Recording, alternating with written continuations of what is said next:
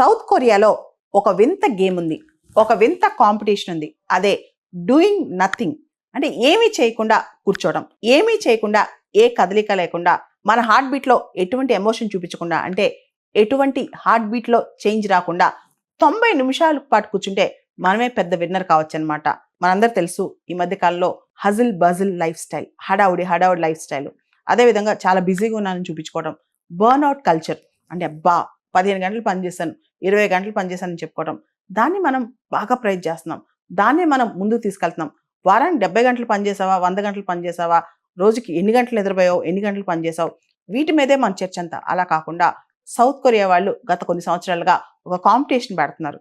అదే doing nothing competition. South Korea వాళ్ళు దాన్ని స్పెషల్ స్పోర్ట్గా కూడా గుర్తిస్తారనమాట.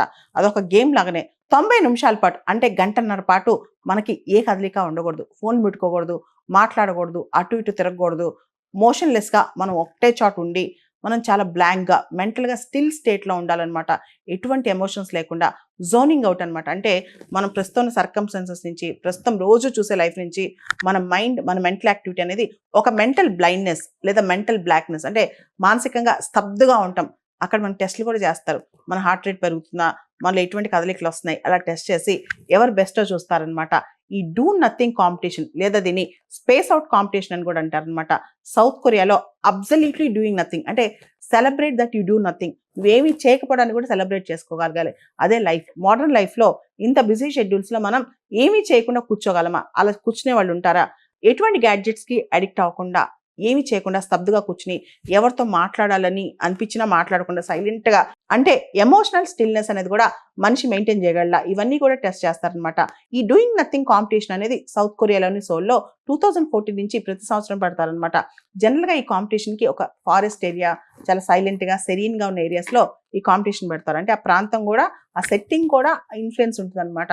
కాబట్టి చాలా సైలెంట్గా ప్రశాంతంగా ఉన్న ప్లేస్లో, నేచర్కి చాలా దగ్గరున్న ప్లేస్లో ఈ డూయింగ్ నథింగ్ కాంపిటీషన్ పెడతారు. అంటే మానసికంగా ఎటువంటి అలజడి లేకుండా స్టిల్గా ఉండే మూమెంట్స్ అనమాట. మనుషులు పొజిషన్ షిఫ్ట్ కాకుండా, మైండ్ ఎక్కడికి డైవర్ట్ అవ్వకుండా ప్రశాంతంగా 90 నిమిషాల పాటు తన బ్రీత్ మీద, తన యొక్క స్టిల్నెస్ మీద, తన యొక్క ప్రశాంతత మీద, అసలు ఈ ప్రపంచంతో నాకు సంబంధం లేదు, ఈ ఫోన్తో నాకు సంబంధం లేదు, ఈ మాటలతో నాకు సంబంధం లేదు, ప్రపంచంలో జరిగే అలజడులతో, న్యూస్తో నాకు సంబంధం లేదు, నేను 90 నిమిషాల పాటు ఎటు మూవ్ అవను, నా బ్రెయిన్ నాదే అని చెప్పి ఎవరైతే ఉంటారో వాళ్ళే విన్ అవుతారు.